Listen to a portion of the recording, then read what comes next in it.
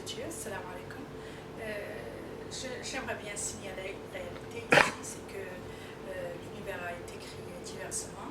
Et c'est en fait cette diversité qui lui donne son charme et sa beauté.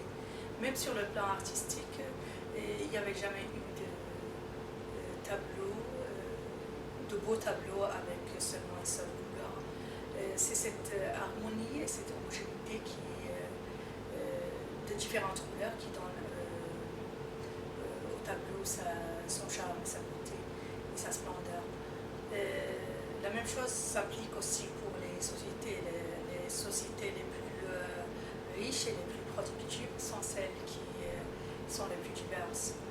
Le bon Dieu n'avait privilégié aucune de ces créatures telles que fut le cas pour les humains,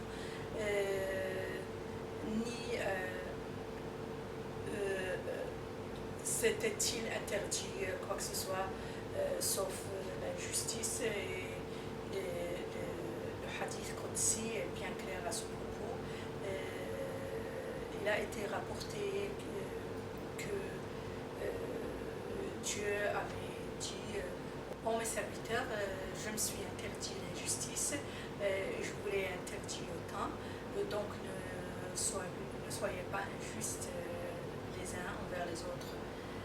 Cependant, et malheureusement, l'être humain, avec son égoïsme et sa gourmandise, n'avait pas cessé d'être minable aux autres, d'être injuste et d'être abusif. La Mauritanie, comme tous les pays du monde, avait connu des scènes d'injustice, malheureusement, dans les âges sombres de l'histoire. Et je saisis cette occasion pour présenter mes regrets et dire à ceux qui ont été abusés que je suis vraiment désolée. Et je supporte mes frères et sœurs mauritaniens qui luttent pour que les classes sociales qui ont été marginalisées aient de nouveau leurs droits et vivent une vie digne des humains. Et en parallèle, je condamne toute utilisation et manipulation des autres pour aboutir à des fins personnelles. Et en fait, tout récemment, j'étais à la station métro et j'ai vu cette image, c'est un ad, et puis ça m'a beaucoup choquée parce que j'ai appris que c'était des Mauritaniens qui avaient mis ça en cours. Ici, ils disent que c'est l'apartheid islamique. On dirait qu'il y a l'apartheid qui est spécifique pour l'islam, ce qui n'est pas le cas malheureusement. Je suis désolée de les démentir. Ils disent qu'une vingtaine de la population, en fait 20% de la population des Mauritaniens sont des Noirs enslavés par les musulmans, ce qui n'est pas le cas aussi, une fois encore, parce que si ce fut le cas, ils n'auraient pas eu la chance de venir ici, de commettre ce qu'ils ont commis, d'inventer des fables comme ça. Ces gens ici, ils trompent leur audience, s'ils en ont une. Ils trompent les gens qui leur ont fait confiance par leur permettre de les représenter. Ils nuisent à leur pays et ils nuisent à la religion. Et plus essentiellement, et plus dangereusement, ils se trompent eux-mêmes parce qu'ils se trahissent, quoi. C'est pas de cette façon que la justice peut être implémentée. Ce n'est non plus la façon dont l'égalité peut être établie. Et ce n'est non plus aussi la façon dont la Mauritanie peut être fondée. Les Mauritaniens sont appelés urgemment de travailler ensemble pour dépasser leurs différences et apprécier leur diversité et commencer une nouvelle ère d'amour et de respect les uns les autres pour qu'ils puissent compéter dans un monde qui est en train de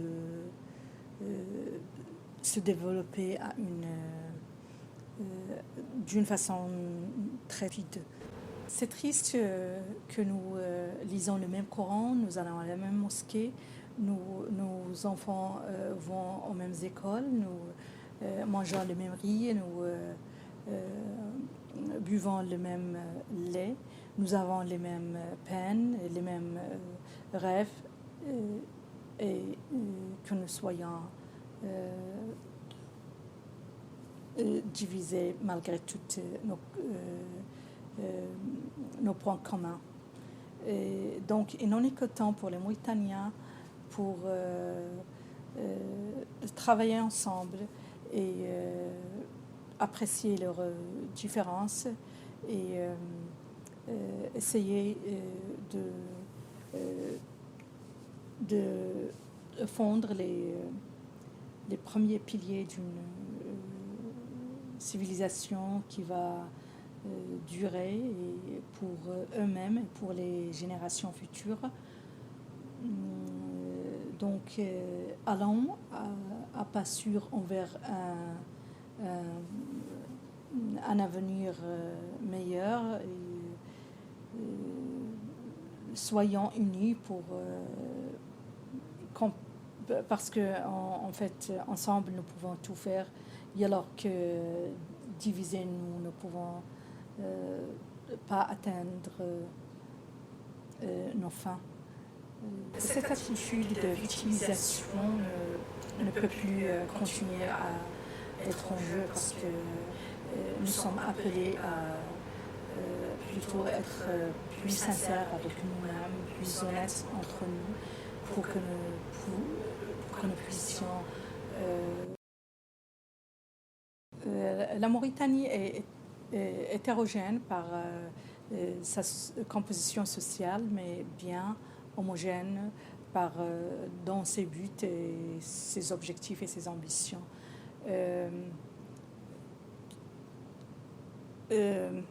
Donc les Mauritaniens sont appelés à oublier et dépasser ces stratégies d'exclusion et de rancune et ouvrir une nouvelle page toute blanche pour vivre la paix sociale qui peut aboutir à la prospérité et le développement de leur pays. Parce qu'ensemble, et en renforçant les concepts de fraternité, de solidarité et d'union, ils peuvent bien faire beaucoup, et alors que divisés, ils ne peuvent faire aucun pas. Comme ça, nous pouvons lutter contre nos vrais ennemis, l'ignorance, l'injustice et la division, et surtout résister toute tentative étrangère de division.